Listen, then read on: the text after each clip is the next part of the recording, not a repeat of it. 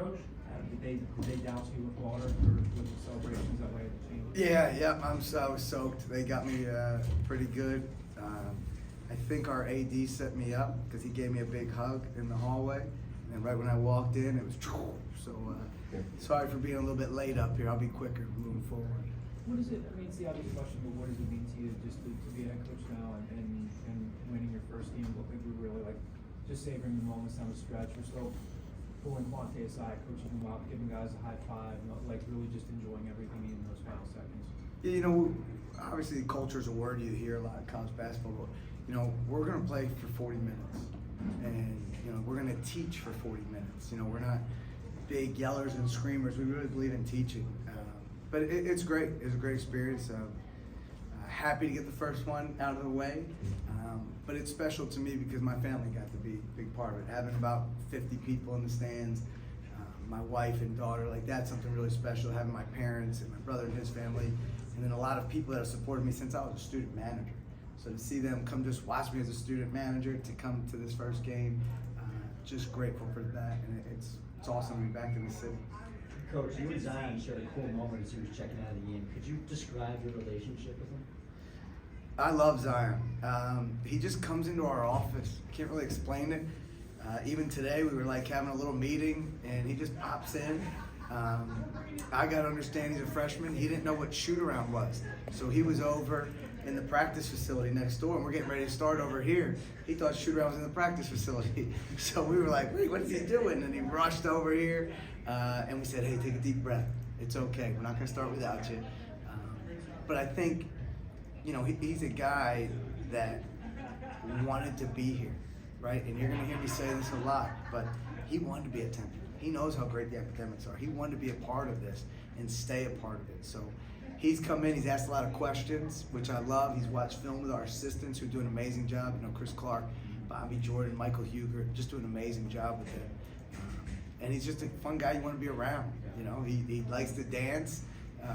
So he has that personality, but you can see when he gets locked in, he's got a chance to be really good here at Temple.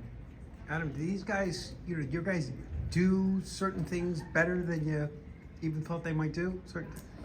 You know, we have a high expectation. So I think the competing and the way we did that was something we were really proud of. It's something we've really harped on since we've been here.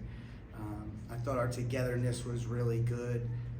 You know, when a game comes, things change, right? Sam Hoffman gets 2 fouls. How's he going to respond, right? Has to sit.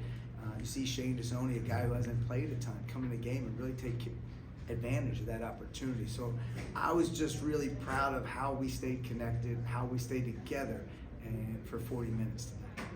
What unlocked for Shane in the second half that allowed him to produce? You know, I think it's confidence. He's a great kid. You know, I think he turned it over the one time, and I kind of look at him and smile and clap, and you know, that's what it's got to be, right? We're not going to play perfect. I tell our team all the time, we're not going to shut anybody out. I wish we would, but it's not going to happen. We're going to miss shots. We're going to turn the basketball over. But how do we respond? We talk about it all the time. How do you respond? Right? Your teams are going to go on runs. How do you respond?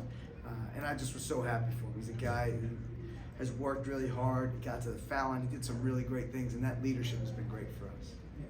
Hasir and Jaleel are the two probably most experienced players on the scene. What do you look for them as leaders to lead these other guys? You know, it's about positivity, right? Like we tell them all the time, you can deliver the same message 2 different ways. And one's going to turn somebody off, the other's going to encourage you to do it better. You know, we use the phrase, if you pick and pop on a pick and roll and the guy's open, but you don't throw it, and then the big guy starts yelling and screaming at you as the point guard, you're probably like, I might not throw it to him again. But if you're the big guy and you say, hey, last time 2 stayed with you, I might be open on this. Oh, cool, got you. That's what we want. That's our culture, teaching, positivity, and when it's game night, you got to play with the utmost confidence. Adam, regarding Zion, like, what was your expectation for what he would be able to bring tonight? And was there a point during the game where you sort of felt like, okay, cool, he's in it? Yeah, you know, I think we told him he's going to go in the game early, and I think that helps. And you heard him talk to Lynn Greer, right? One of the greatest to ever play here. And that's what we told all our guys on the bench. Watch what they're going to do. We had no film, right? We can guess. I think they have 8 new guys. You don't know what they're going to do. So we try to prepare our guys for whatever it is. Here's our system. If they do this, we're ready to do that. If we do this, that's what we're going to look for. And he's just been really comfortable in practice. And, you know, I tell our guys all the time, they dictate their minutes. It's how they practice. And he had a great last week of practice. He competed. He wasn't perfect, but he competed, and that's what we love about him. Is that moving forward? Like Jordan was unavailable tonight. Is that where does he slide into the rotation when he's available? He'll be right out there with the rest of them. And, again, it's depending on how guys are playing. We'll move guys around, but, Jordan just gives us a lot more versatility, too. He's a guy that we're really excited about. Hopefully we'll have him back soon. It'll be just another weapon for us. Do you know, have any estimation on whether or not you'll have it Friday night, or is it day-to-day? Not sure on that. I think, he's going to keep working, and we'll see. Obviously, we leave for the Veterans Classic on Wednesday, so we'll practice Wednesday, Thursday, and prepare, and we'll see who's that. Following up on Zion being in the wrong warm-up gym for shoot-around, when did you know he was missing, and how did you find I him? think somebody said, hey, go get Z, because we sat down for film, and I looked around, and I see him, running in. But it's our program, right? Did him being there at 1:32 affect us winning tonight? No. But I bet you he's not going to be in the wrong gym ever again. And, you want to build his confidence, right? The worst thing I could do is yell and scream at him, how did you not know where we are? Da, da, da. Instead, we laugh about it. We told him, take a deep breath, relax, tie your shoes, let's watch film. And, I think you saw his poise today. So that was great. And is that how you've worked under a lot of coaches? Is that how you've always envisioned being as a head coach, or have you seen what needs to come from a head coach with players coming into the game as time has evolved? Do you think there needs to be more positivity now? Can you coach guys the same way you did before? I think it's changed, but Coach Larinaga, I think is a Hall of Famer and Hall of Fame person, and he treats the gym and the practice facility as his classroom. So we do the same thing, and I always saw with him, he's so positive with guys that when they play, no matter what time it is, no matter how many mistakes they make at shoot around, he just builds guys up. So you play with great confidence when the ball gets tipped. And that's something we've really worked on. And, I think our guys see it, and it spreads, right? We clap for mistakes. And if you ever see me on the sideline, we turn it over and see me clapping. It's our way of being, hey, next play, we're good. And I saw the bench there, and they were awesome. Connor, AK, Deuce, Jordan, Riley, Taj, those guys were awesome today. The bench was into it. And we talk about that all the time. It's T over me, right? Tempo comes first, and that's the way we want to approach it. Did you like how? With Mateo, I mean, he made the first shot right away, and then it kind of took him a while to get another shot. Is it something that Maryland Eastern Shore did to take him away, or is it just game plan, I guess? No, I think he had some good looks. He missed a couple, but, he's going to keep shooting. He goes 0 for 8, he's going to shoot the next one. He's going to shoot the next one. He's earned that right. He spends so much time in the gym, and we want him playing with great confidence. So when he's open, we tell him to shoot it. Sometimes he's a little passive in practice. We yell at him to shoot. So I think it was just part of the way they played him a little bit. I thought he did a good job of moving. Our guys set some good screens. So, he had some clean looks, and we know he's going to knock those down. Did you like how the guys reacted to what probably became 30 minutes plus of press, and then sort of recognizing we can draw fouls on these guys, and that became the offense for a while? Yeah, Coach Clark had the scout and did an awesome job. Coach Crafton, great coach. I know him from Villanova days, and that's what they're known for, right? They're going to press, they're going to throw different things at you. And I was just really proud of our guys. They organized each other out there. We didn't have to take a timeout the first time they went to the press. We didn't have to take a timeout the first time they went zone. We talked about it. They knew exactly what we were in. They got us organized. And I think that's leadership. And I think all 5 guys on the court knew what we were doing. So that made me really proud tonight.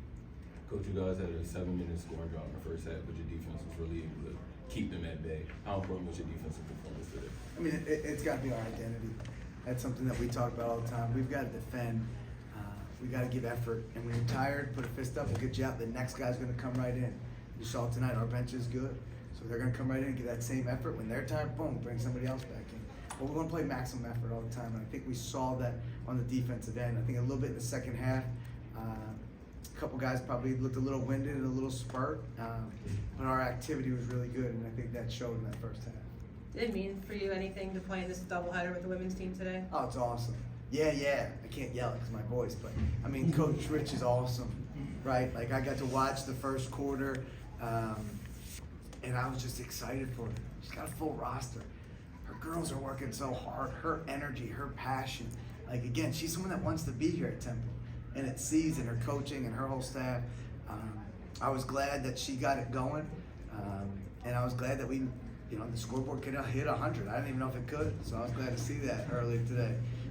But man, she's awesome. We're lucky to have her here, and her energy just in the offices, it's everywhere. Are you close with Coach DeChellis? Yes, yep. Was a manager for Coach DeChellis when I was at Penn State. He's been a great mentor to me. When I got this job, he called immediately and said, I think this would be a great opportunity for your team to be part of Veterans Classic.